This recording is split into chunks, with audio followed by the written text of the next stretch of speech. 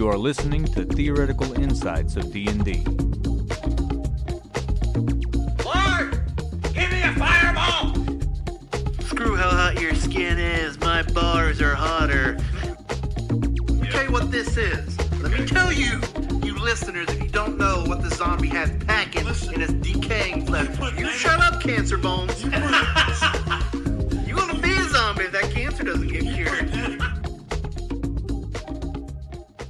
Hey guys, I'm Rob. And I'm Eric. And welcome back to another episode of Theoretical Insights of D&D. And we kind of owe you guys all an apology for everybody that's stuck around for the past 2 years. Yeah, 2 years of Theoretical Insights of D&D. Yeah. We will be doing a special episode for that here in the near future. I know we missed the date, but we still want to commemorate that and just give a thank you to everybody who has consistently clicked on that download and listen button just to hear a few idiots talk about something that they realistically have no idea what they're talking about.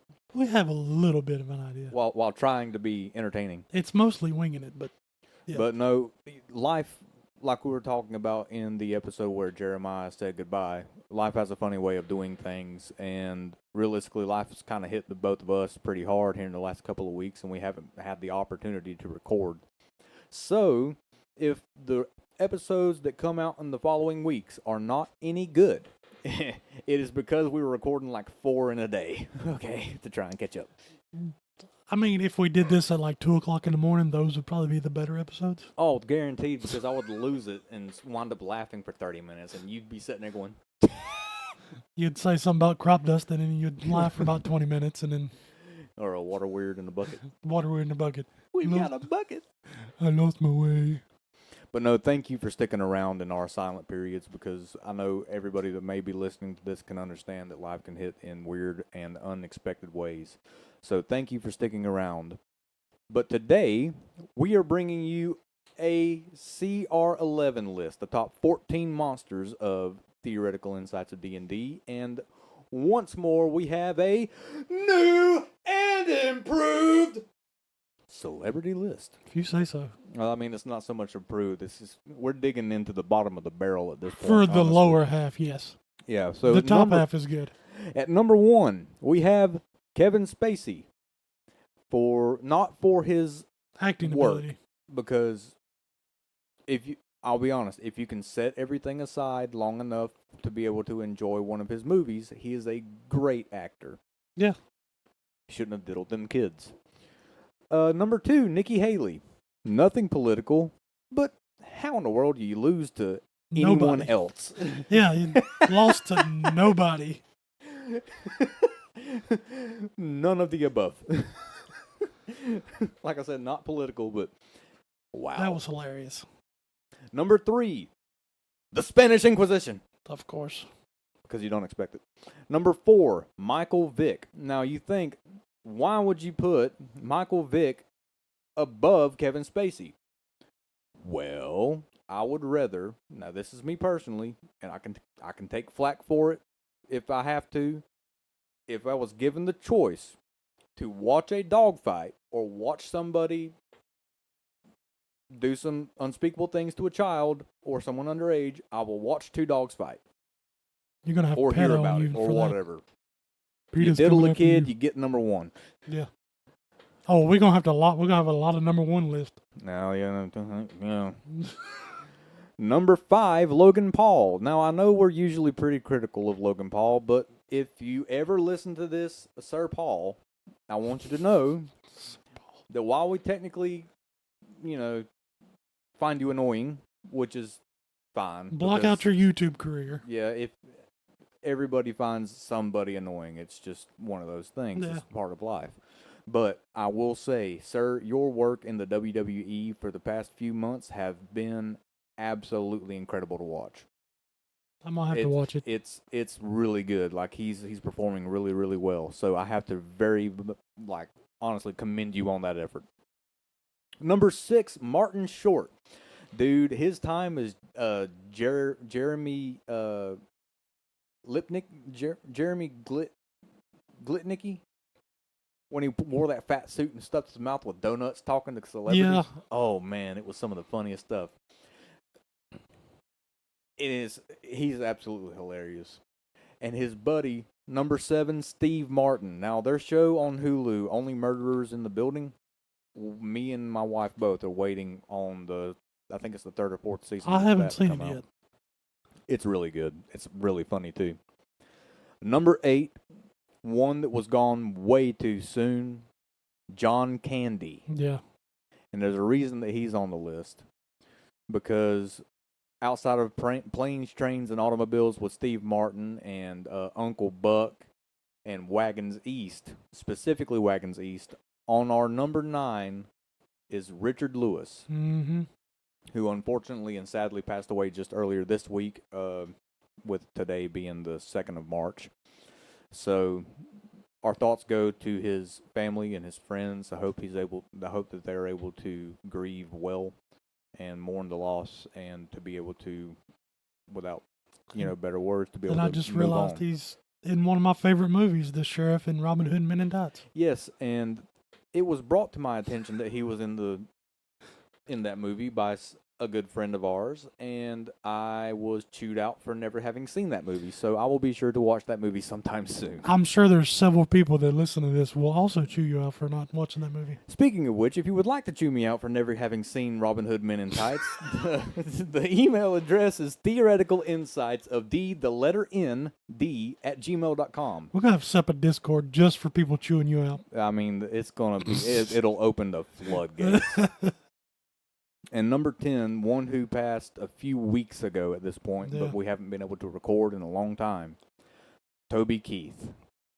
One of the greatest country artists from the 90s and early 2000s. I will be honest, he did kind of fall off later in the 2010s, but it happens to everybody. Everybody gets that high point in their career once they really get it and hit it. It's like Darius Rucker's kind of hit a lull. Yeah. Brooks and Dunn hit a lull. George Strait hit a little bit of a lull. There was Garth Brooks has hit a hard spot. So on Toby Keith, there was was listening to the radio with my kids in the car, and one of the DJs was talking about Toby Keith, and he'll always be known for Red Solo Cup. Well, 2 of my children had to ask what Red Solo Cup meant, and why he would be known for Red Solo Cup. So I played the song, and they were still confused about Red Solo Cups. I said, it's just a party thing. yeah, and the thing is, Red Solo Cup, I'll be honest, is one of my least favorite songs by him. However, American Soldier, How Do Yeah. You Like Me Now, Should Have Been a Cowboy, Beer for My Horses, him and Willie. Oh, yeah. He's got some amazing work, especially what's the name of it?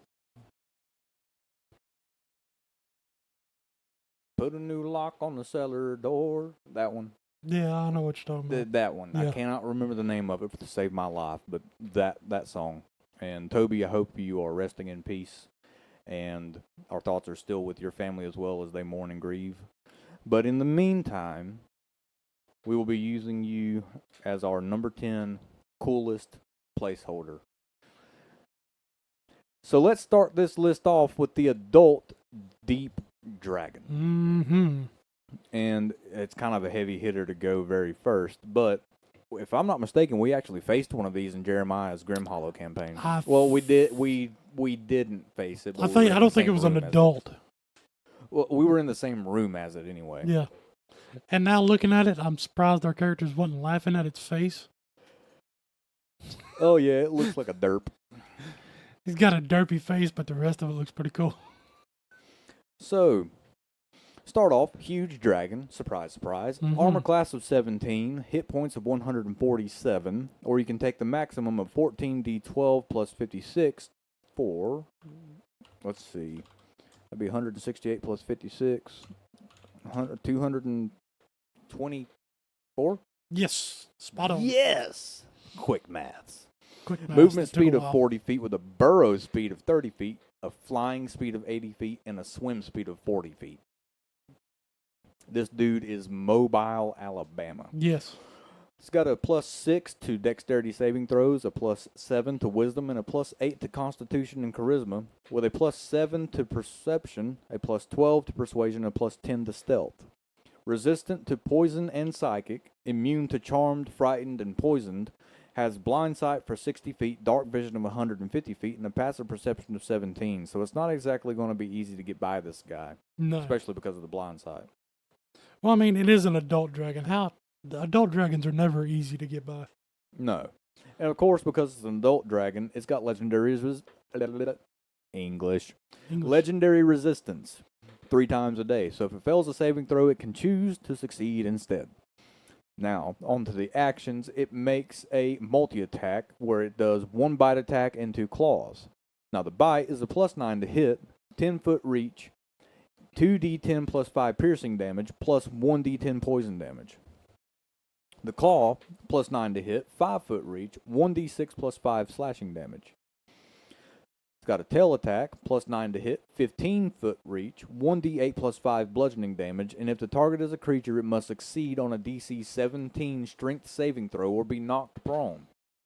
That's a pretty sizable saving throw. It's also got changed shape. The dragon magically transforms into any creature that is medium or small while retaining its game statistics other than its size. The transformation ends if the dragon is reduced to 0 hit points or uses its action to end it. So it could go into a dog and still do all this stuff. Yeah. A dog having this next not lightning breath, nightmare breath. Yeah, nightmare breath. Recharge of 5 to 6. The dragon exhales a cloud of spores in a 60-foot cone. Each creature in that area must make a DC 16 wisdom saving throw. On a failed save, the creature takes 6d10 psychic damage and is frightened of the dragon for 1 minute. On a successful save, the creature takes half as much damage with no additional effects. A frightened creature can repeat the saving throw at the end of each of its turns, ending the effect on itself on a success. Nightmare breath, I'll be honest, is one of the cooler, dragon breaths out there. Yeah. The solar dragon, I think, had a little bit better one because instead of it being an actual, it still had the breath, I think, but it launched literally just a little mustard seed. Yeah, it was a breath, but it was an AoE. It was a cool breath. It's also got legendary actions. Commanding spores, the dragon releases spores around the creature within 30 feet of it that it can see. The target must succeed a DC 16 wisdom saving throw or use its reaction to make a melee weapon attack against a random creature within reach. If no creatures are within reach, the target can't take a reaction and takes 1d10 psychic damage. The dragon makes a tail attack. And Spore Salvo. Costs 2 actions. The dragon releases poisonous spores around a creature within 30 feet of it. The target must succeed a DC 16 Constitution saving throw or take 5d6 poison damage and become poisoned for 1 minute. The poison creature can repeat the saving throw at the end of each of its turns, ending the effect on itself. Yeah, this thing has fear, be frightened, and poisoned. It also has layer actions, but it's going to take forever if we go through all of this. Yeah, and regional effects. It's an adult dragon. It's going to have a lot of stuff. It's getting to the point to where it's the age of a dragon to where it's going to start really being able to, it's going to be. Oh yeah, you can tell that it's in the area. Next up, we have the Behir, correct? Yes. Behir is a huge monstrosity, 17 armor class, 168 hit points, or you can take the max of 16d12 plus 64 for a max health of, let's see, be 182 plus 64, 248. 256. Dadgummit. I'll get there eventually. Once it gets to the bigger numbers, it gets a little bit Listen, confusing. you're getting older. Math ain't quite as math. Yeah, and this daggum tooth's killing me. +6 to perception and +7 to stealth with immunity to lightning. Dark vision of 90 feet and a passive perception of 16. Multi-attack. The Behir makes 2 attacks, one with its bite and one with its constrict. The bite is a +10 to hit with a 10-foot reach, dealing 3d10 plus 6 piercing damage. The constrict is a +10 to hit 5-foot reach on a large or smaller creature. On a hit, it takes 2d10 plus 6 bludgeoning damage, plus 2d10 plus 6 slashing damage. The target is grappled with an escape DC of 16 if the Behir isn't already constricting a creature and the target is restrained until the grapple ends. Lightning Breath. Recharge of 5 to 6. The Behir excels a line of lightning that's 20 feet long and 5 feet wide. Each creature in that line must make a DC 16 dexterity saving throw or take 12 d10 lightning damage on a failed save or half as much on a successful one. That's a lot of damage. Yeah. And Swallow. The Behir makes one bite attack against a medium or smaller creature it has grappled. If the attack hits, the target is also swallowed, and the grapple ends. When swallowed, the target is blinded and restrained, and it has total cover against attacks and other effects outside of the Behir. And it takes 6d6 acid damage at the start of each of the Behir's turns. And it can only have one creature swallowed at a time. 6d6 at the start of the turn. Every turn.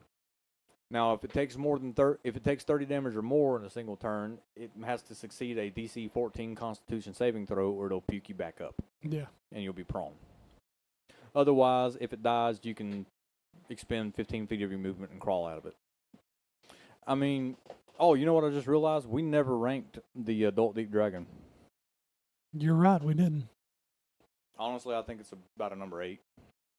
Yeah, I could go with that. It's not the coolest dragon that we've covered. It's a dragon, so it's going to be cool, but it's not going to be a...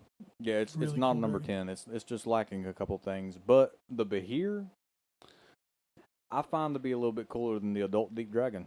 But see, and the Behir ain't even a dragon. Yeah, it's a monstrosity. It's a... From the picture, it's like a... Let's see,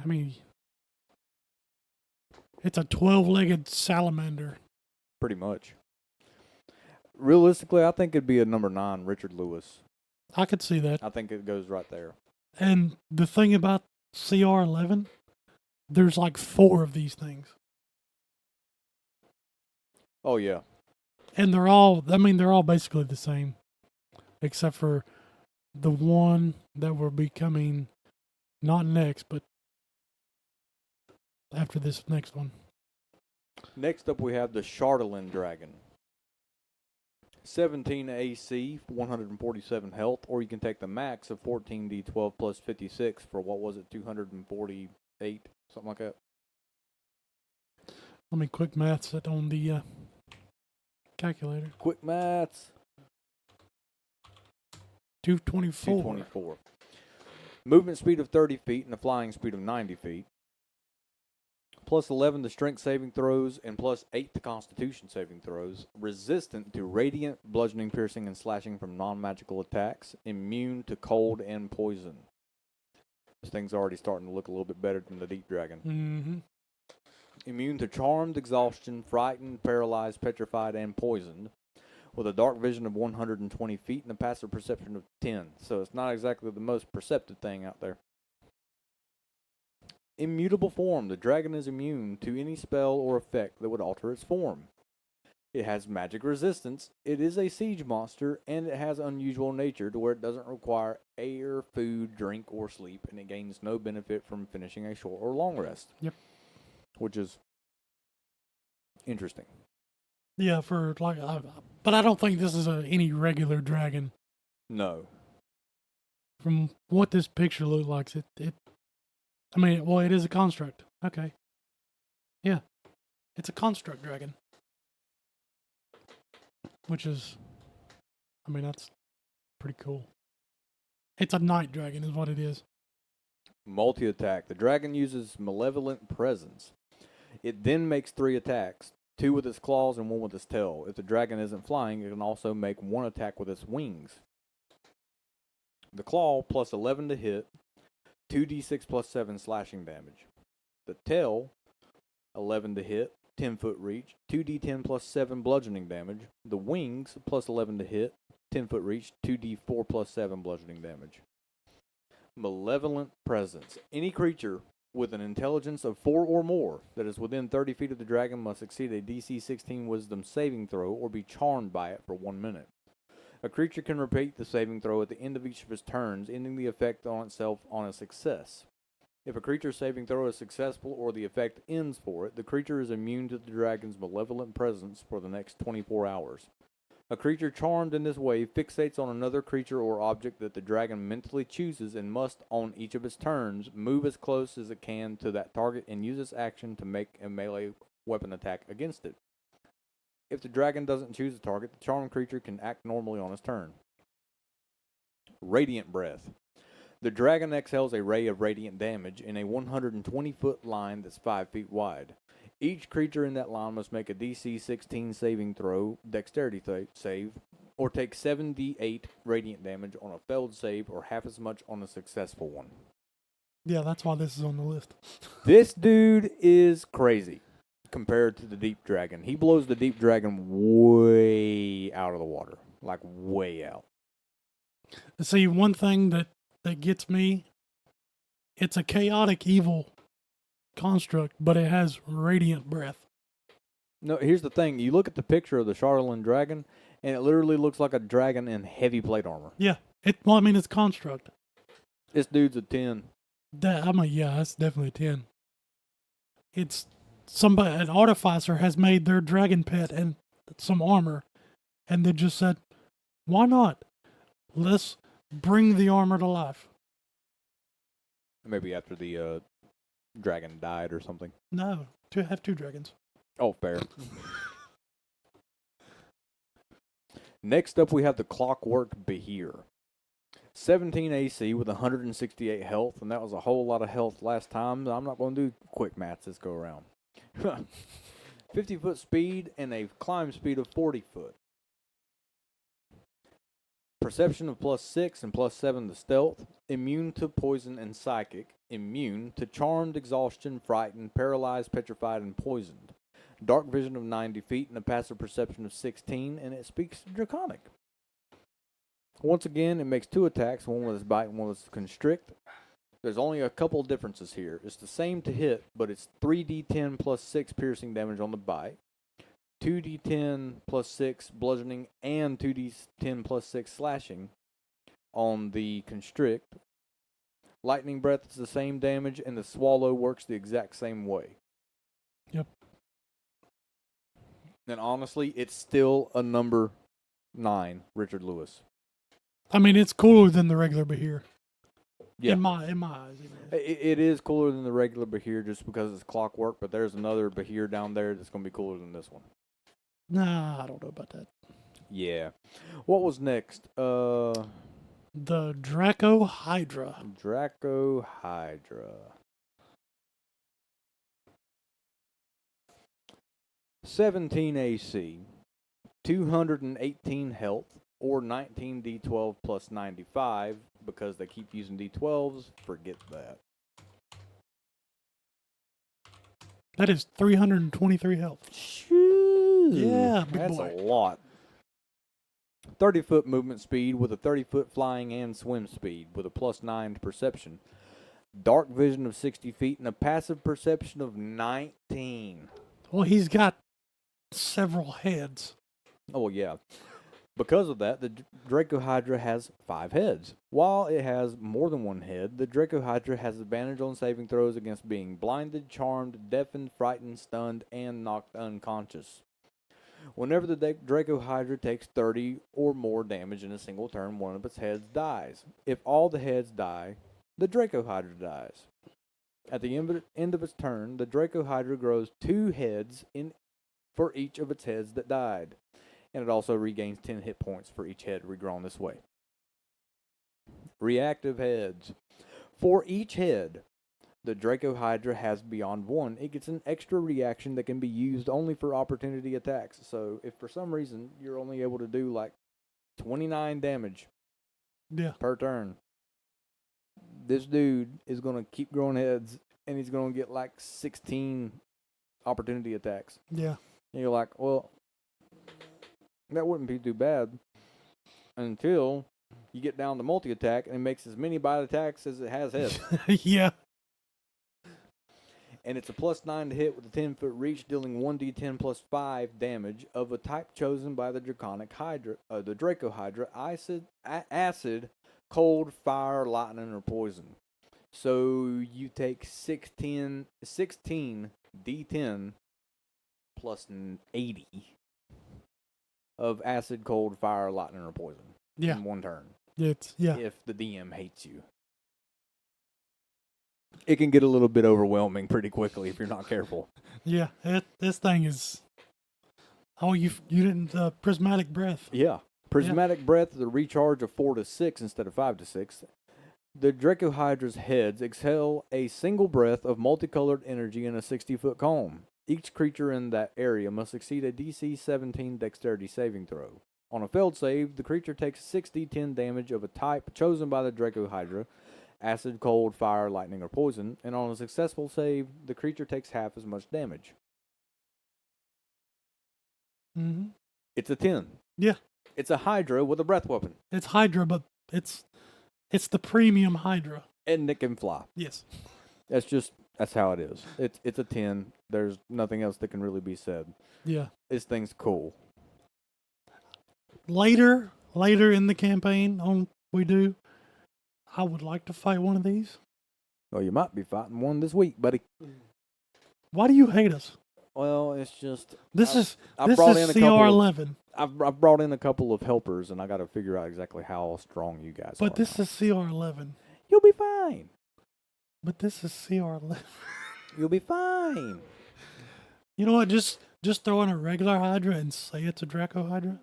Fair. And you pull out a breath weapon, and I'm driving here. And yeah. And your wife won't be too happy either. Next was the Hungry Sorrowsworn, correct? Yes. God, that thing's freaky. It's, yeah. 17 AC. There's a lot of 17 ACs on this list. And you know what? The Charladian Dragon, I figured it would have had a higher AC than 17. Nope, it was 17. Yeah, but being a full plate dragon, I figured it would have had a higher AC. Yeah, well, I mean, it just depends. It's not going to be hard to hit. But yeah. Well, by the time you're fighting a CR11, I think realistically, if you had 6 people in your party, 6 8th level adventurers could take on a CR11. Yeah. If it was a CR11 alone. Yeah, and just it would be a by really hard itself. fight. But the Hungry Sorrowsworn, on the other hand, is an AC of 17 with the hit points of 225. Or you can do the max of 30 D8 plus 90 for a max health of 330. Yes. It's a lot easier with even numbers, bud. Movement speed of 30 feet. Is resistant to bludgeoning, piercing, and slashing while in dim light or darkness. So if you fight this thing in the dark, good luck. Mm-hmm. Doesn't matter what kind of weapon you're using, it's going to do half damage. Dark vision of 60 feet and a passive perception of 10. Luckily, he's dumb as a brick. Yeah. Yeah, -2 on his intellect.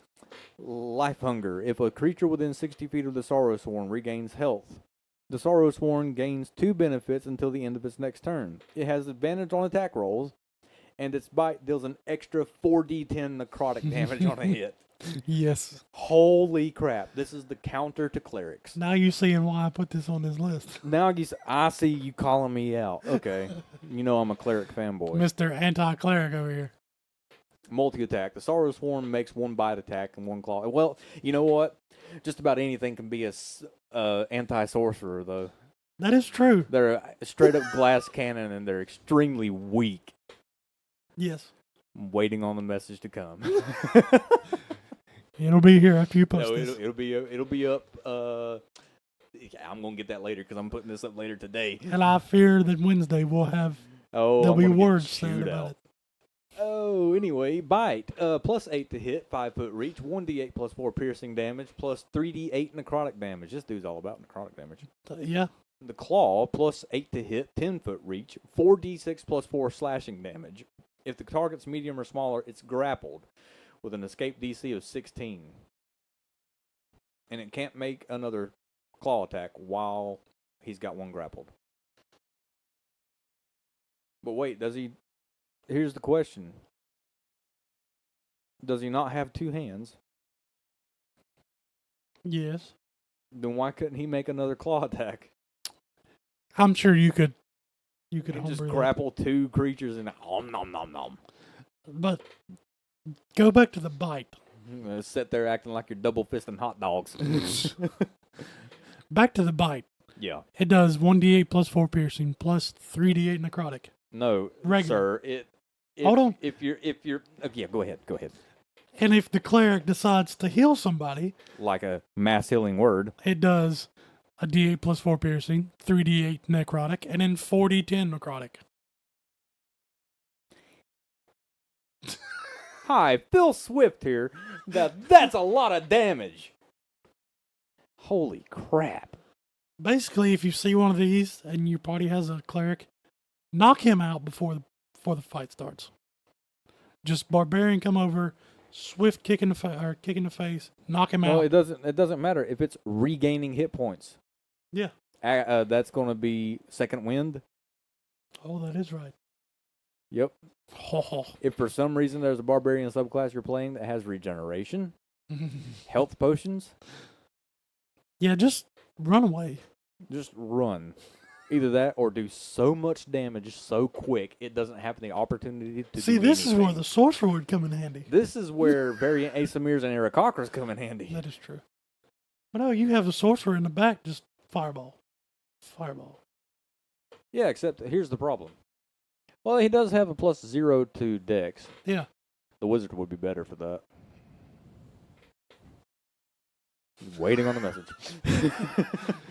This guy is a number 10. Yes, it is he a is. Toba Keith. He is cool as can possibly be and He can is. shut down a healing party. He is fugly. Well, yeah, he's not pretty to look at. But he was ultimate shut down a party. Wait, no, I was looking at the wrong. Yeah, he's still got a +0 to Dex. Yeah, he's definitely a 10. And he knows common. I don't want to talk to this thing. But if your party's talking to each other, he knows what you're talking about. I want to pretend that he sounds like Baloo from Jungle Book. No, King Louie, Oh, because he's God. got the big hands like an orangutan. I could see that. Oh, I'm the king of the swingers. Oh, Imagine walking through the Underdark and seeing that, singing it. You just walking through the Underdark, and all of a sudden you just hear a "Ooby-doo, I want to be like you." It just turned the Underdark into a rave. Yes. Sitting there. I don't know. We can't find a way out. Oh, ooby-doo. And then lights start flashing. Oh, no. He's got some poor cleric or wizard in a cage doing dancing lights. So he can Oh, man. No, just prismatic spray. that'll work. Next up, we have the infected Elder Brain. Armor class of 10 with 189 health, or you can take the max of 18d10 plus 90 for a max health of 270. Plus 9 to intelligence and charisma saves, and plus 8 to wisdom saves. Plus 9 to arcana, and plus 12 to insight. Has blind sight of 120 feet and a passive perception of 14. Telepathy of 1 mile. Understands common, deep speech, and undercommon, but it can't speak. It just thinks out loud. Mm-hmm. Listen to a little bit of Ed Sheeran right there. Creature sense. The Elder Brain is aware of creatures within 1 mile of itself that have an intelligence score of 4 or higher. So if you're not dumb as a brick, it knows. Yeah. It knows the distance and direction to each creature as well as each one's intelligence score, but can't sense anything else about it. A creature protected by a mind blank spell, a non-detection spell, or a similar magic can't be perceived in this manner. It has magic resistance because why the heck not? And telepathic hub. The Elder Brain can use its telepathy to initiate and maintain Teletubbies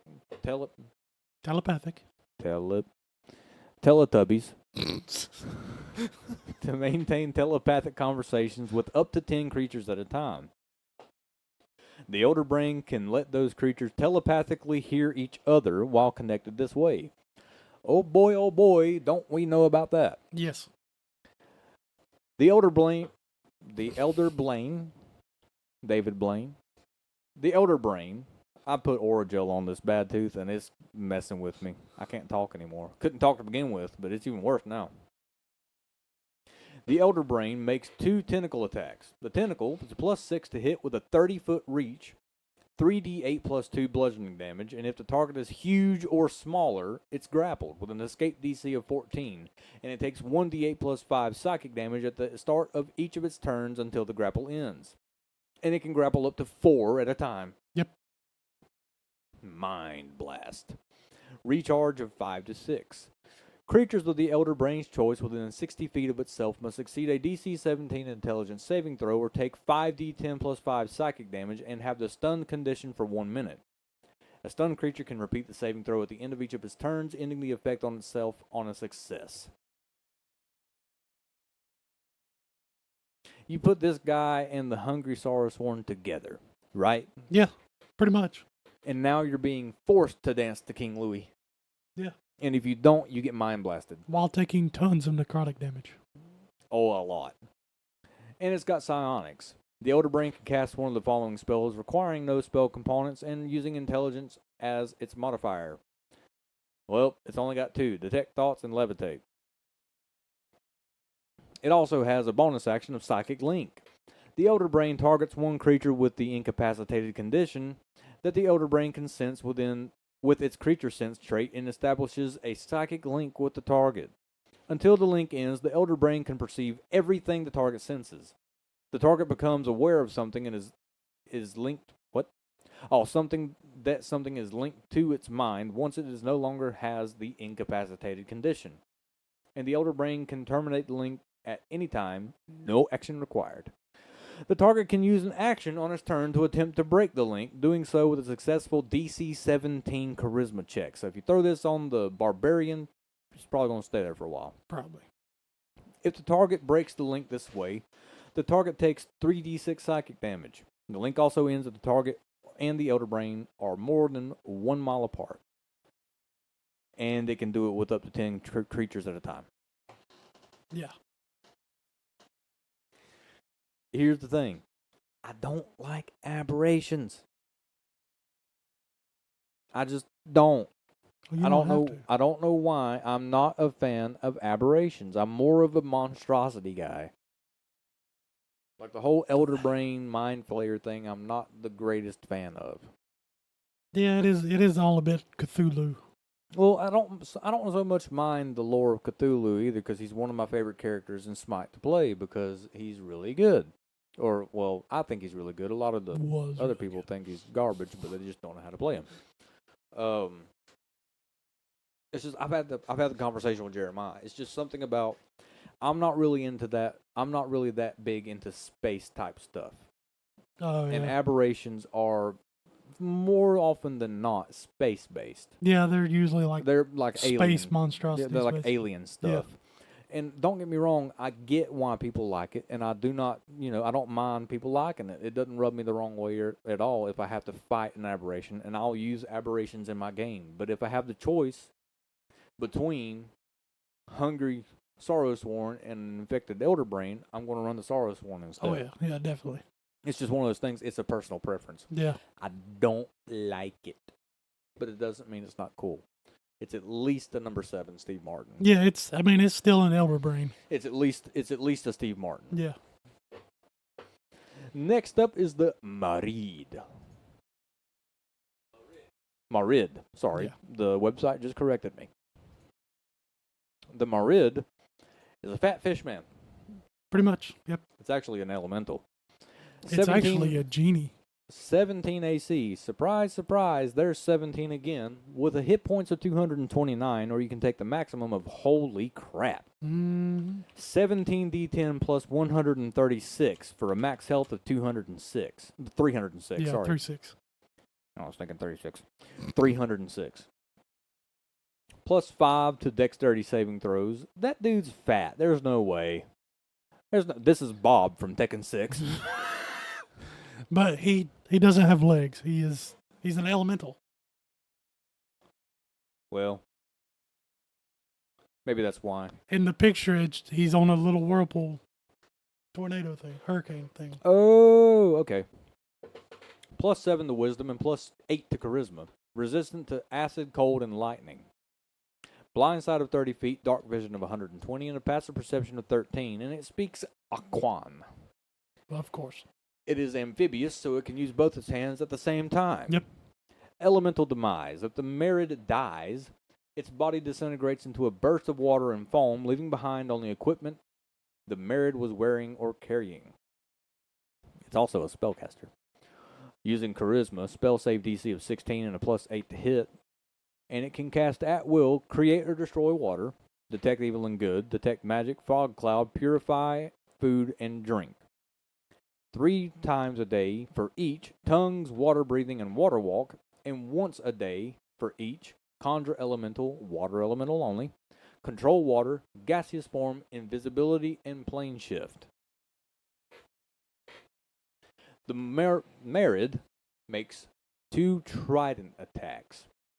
The trident is melee or ranged, 10 to hit, 5-foot reach or up to 60, 1 target, 2d6 +6 piercing damage, or 2d8 +6 piercing damage if used with 2 hands. Water jet.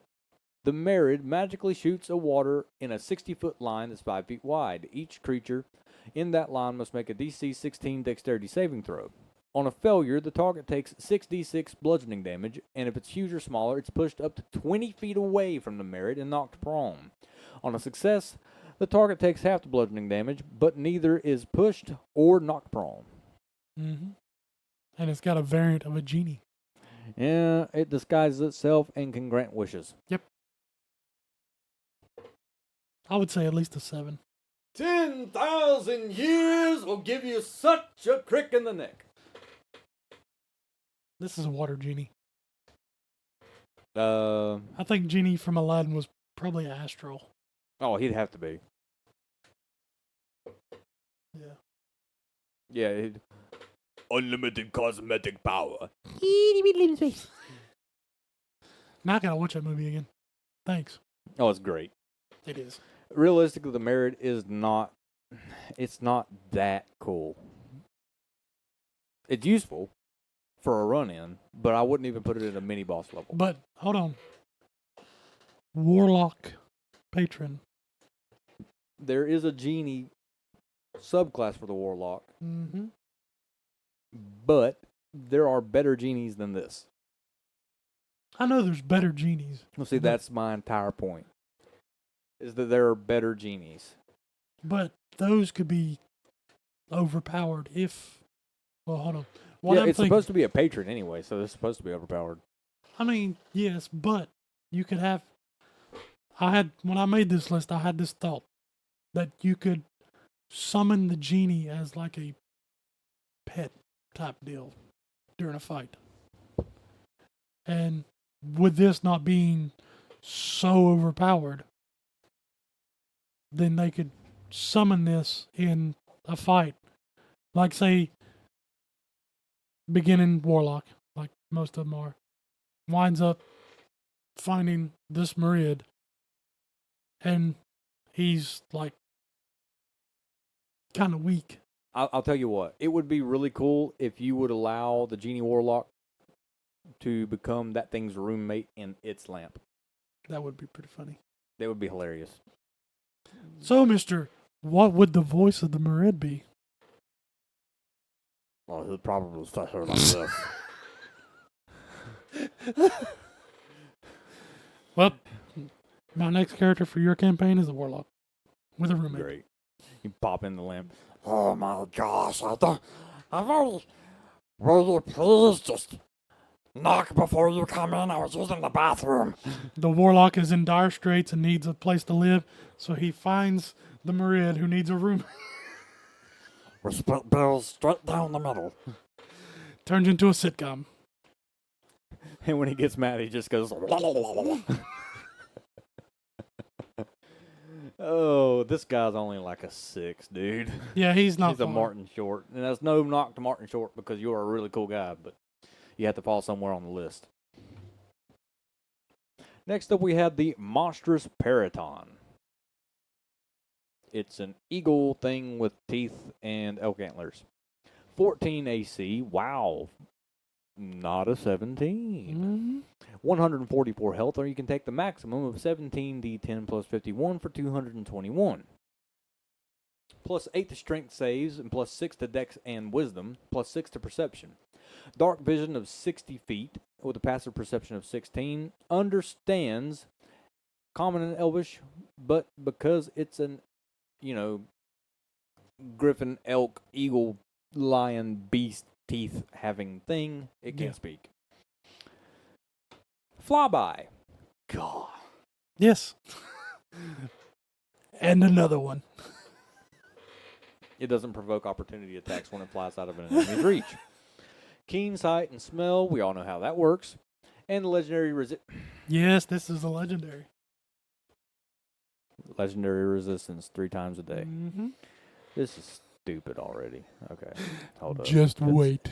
It's a freaking eagle with elk horns, antlers. It's a legendary monstrosity. It's full of crap is what it is. The Periton makes 2 attacks, one with its gore and one with its talons. The gore is plus 9 to hit, 5-foot reach, 2d6 plus 5 piercing damage. The talons, exactly the same, except it's 2d10 plus 5. Warp Shadow. The Periton chooses up to 3 creatures within 60 feet of it that it can see. Each creature must succeed on a DC 14 Wisdom saving throw or become cursed. While cursed, whenever the creature makes an attack roll, an ability check, or a saving throw, it must roll a d4 and subtract the number from the roll. So it's pretty much a more expensive use. Well, it's not even a more expensive use. It's just doing it for free. Yep. It gets Bane. Yeah. Wow. But guess what? If you succeed, you're immune to it for 24 hours. So that's when it just uses its flyby, stays out of your reach, and then comes back the next day. Yep. Legendary actions. Detect. The Periton makes a wisdom perception check. Talon attack. It makes 1 attack with its talons. Dive attack. The Periton moves up to its speed toward toward a target of its choosing. It then makes a gore attack that deals an extra 2d8 piercing damage on a hit. It's not that good. I mean, I just had to put one of these on here. I mean, I get it, but it's getting the. Why are you coming in here? It's getting that treatment. It's a 5. Yeah, It looks awesome, but it would make a killer mount. it'd make an awesome mount. Don't expect to find one in my game, though. You can forget that right now. I'll be dadgum. I'm gonna have a griffin, tiger, lion, elk, bear cub running You know around. Marcel needs a mount with wings. Marcel will be lucky to get a tricycle because you put a motor on it. Listen, that is true. Azil's sitting there. What is he Marcel, what in the world have you got going on over there? It's a number 5. It's a 5. It's just not middle of the up road. there. I just had to put one of these on there. It's not overly cool, but it doesn't suck either. Yeah. It's going to be useful for whatever you've got going on for the time. Especially, it what would make it cool is if the DM, specifically me, because I'm mean, were to realize it's about to lose, and then because of flyby, action dash to go way far away, and then just come back the next day. No, this is one of those creatures that you not really send to the party, but if the party's like in a large city for some time, it attacks the city and then flies away. I mean, sure. Is it huge? Is it huge? Is it huge? It is large.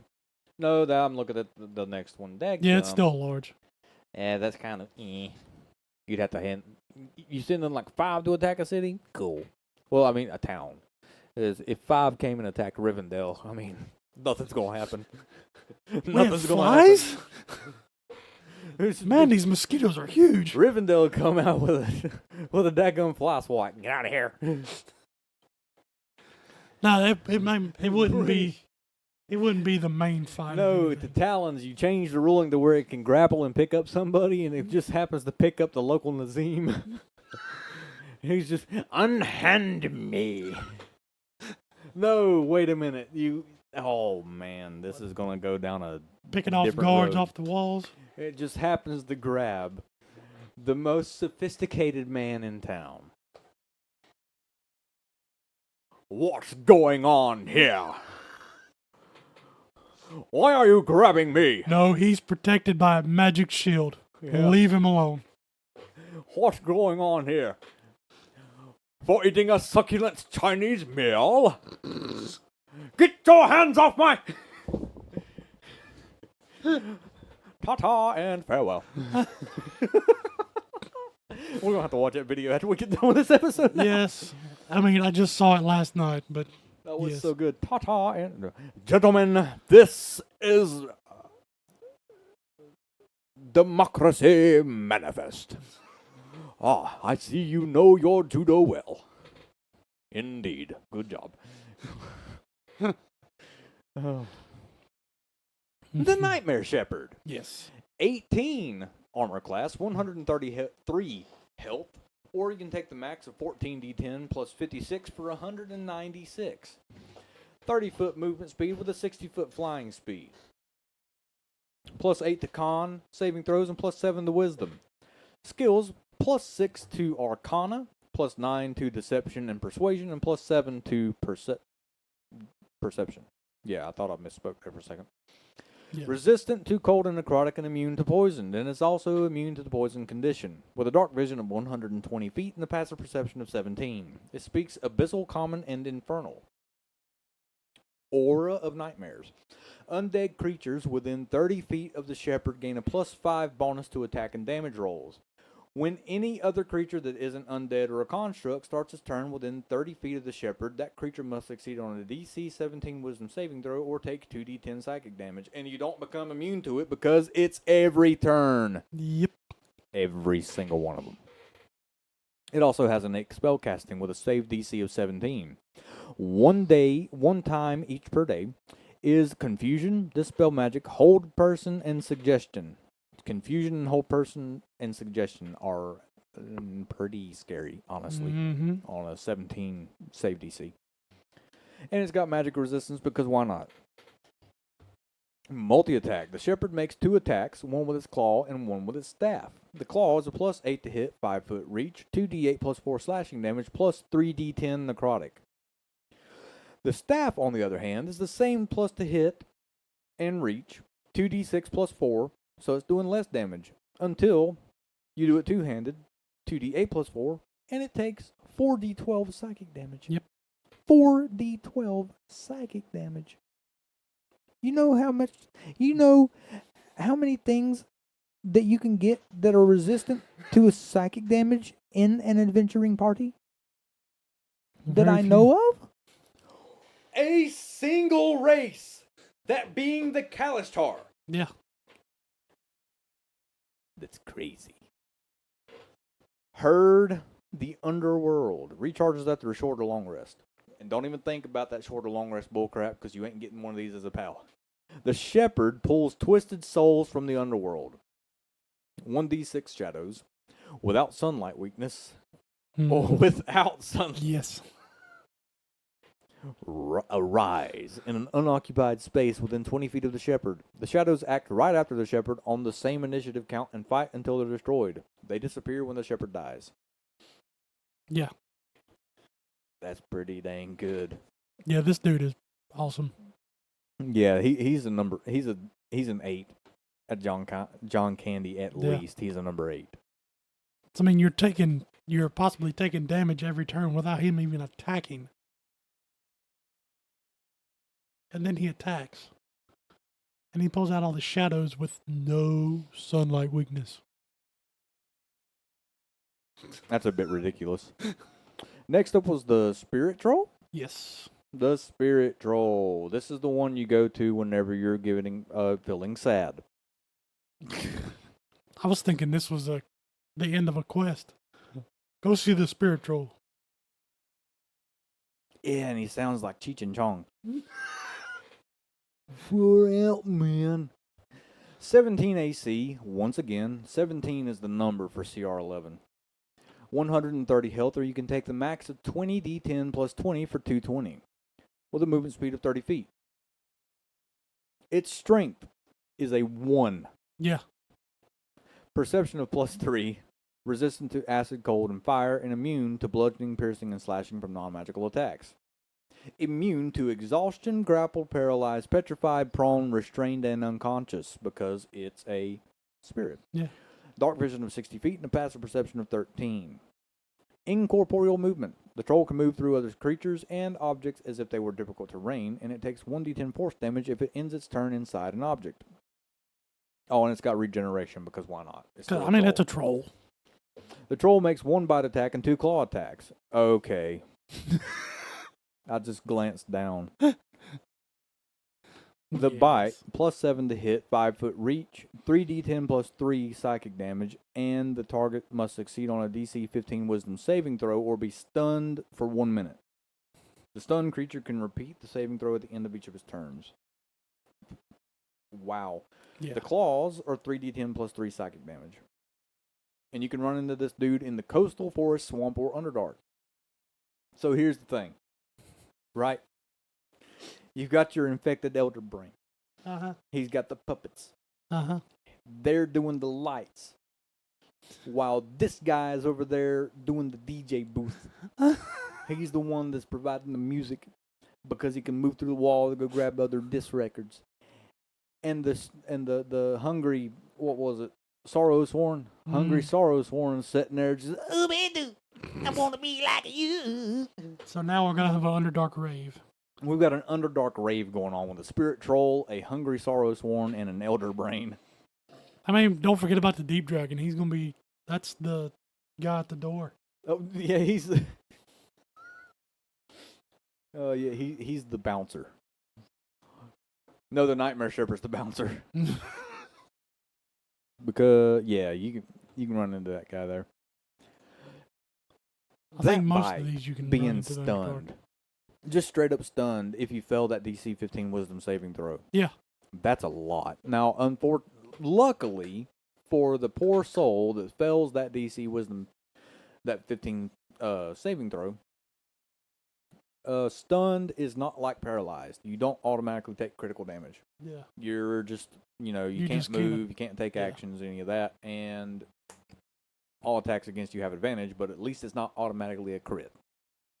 If you're paralyzed, on the other hand, yeah, you're gonna die. This dude's by himself, he's a 5. If you give him a couple of buddies, he's a number 7, and if you throw him into the rave, he's a 9. I would hate to fight one of these with 2 or 3 of them. Well, I would say realistically you'd only run into one of them, but he'd have you like would a couple probably of just run into one. CR6s running around with him. And last but not least, the Young Time Dragon. Yep. 18 AC, 210 health, or you can take the max of 20d10 plus 100 for 300 all around. 40-foot movement speed, 40-foot climbing speed, and an 80-foot flying speed. DC, wow. Plus 5 dex, plus 6 to wisdom, plus 9 to con, and plus 7 to charisma saving throws. It's got a plus 9 to arcana and stealth, a plus 10 to perception, and a plus 13 to history because it's a time dragon. Yeah, it's a time dragon. Blind sight of 30 feet, dark vision of 120, and a passive perception of what? Yeah. Passive perception of 20. You're not sneaking by this thing. I've looked forward in time. I know exactly where you are going to be. I figure that's probably what it is. He can see through time, so he can tell, oh, this guy's going to sneak up at Tuesday at 3 o'clock. You know how you get past that? Oh. The boon of undetectability. You remember? Yeah, yeah. The literal Skyrim crouch. Yeah, Skyrim crouch. Yeah, that'll work. Multi-attack. The dragon makes 3 rend attacks. Plus 9 to hit, 10-foot reach, 2d6 plus 5 slashing damage, plus 2d6 force damage. That's the 2 damage types that pretty much you're not going to be resistant to outside of a magical item as force and psychic. Time breath. Okay. Recharge 5 to 6. The dragon exhales a wave of shimmering light in the 30-foot cone. Non-magical objects and vegetation in the area that aren't being worn or carried crumble to dust. Each creature in that area must make a DC 17 Constitution saving throw. On a failed save, a creature takes 7d8 7d8, not 78, 7d8 force damage and is magically weakened as it is desynchronized from the time stream. Wow. Yeah. While the creature is in this state, attack rolls against it have advantage. On a successful save, a creature takes half damage only. And a weakened creature can repeat the saving throw at the end of each of its turns, ending the effect on itself after it succeeds on 2 of these saves. Yes. This dude's a 10. And it's a young dragon. Well, see, here's the thing. I was going to be like, it's not that good. The time breath killed it. It was worded so good, and then succeeds on 2 of these saves. Yeah. That saved it. Yeah. This It's a dude is 10. a 10. It's a 10. That's ridiculous. And it crumbles everything, vegetation and objects that you're not holding into dust. We throw this dude into the rave, and he can put the song in the slow motion. Yeah. Yeah, Yeah, I like. that dude's Yeah. cool. I can't Yeah, wait to this see thing's what cool. an adult time dragon looks like. I don't want to. If there is I one. want to find out. Well, let's just do a search real quick. Let's go all the way. Where is it at? There it is. Done. Time dragon adult. There is an ancient as well, Oh, dear Jesus. and it's got the most health I've ever seen on a dragon. Dude, look at the picture of that thing. Oh, good. Oh, Okay, yeah. I cannot wait to get the CR26 to cover this thing.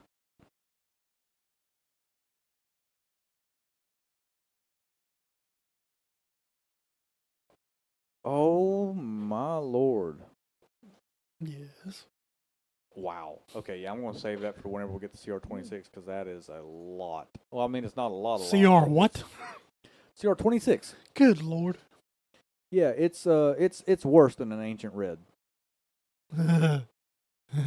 Okay.